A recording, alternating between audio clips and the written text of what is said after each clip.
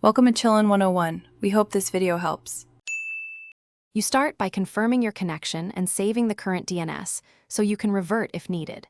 Open Facebook and any VPN or adblock apps to disable them temporarily. Next, install a trusted DNS changer or get ready to edit your mobile APN or Wi-Fi DNS fields. Once done, pick a reliable DNS provider and copy the primary and secondary addresses. This ensures you can change DNS without breaking other services. You now apply the DNS. Paste the primary and secondary addresses into the DNS changer or the Wi-Fi advanced settings and save.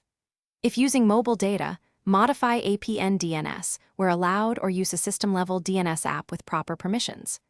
Once applied, restart the network by toggling airplane mode or rebooting the phone. Then open Facebook, sign in, and navigate feeds and videos to confirm improved resolution and fewer connection errors. You finish by monitoring Facebook for a few minutes and keeping the new DNS if stable. If you see login failures or broken media, revert to your saved original DNS and clear Facebook cache, then relaunch. This often fixes session problems.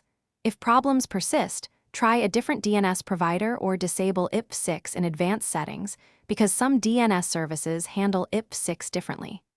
One key tip: if nothing works, remove the DNS change and test on another network. Thanks for watching. Consider subscribing if we helped you.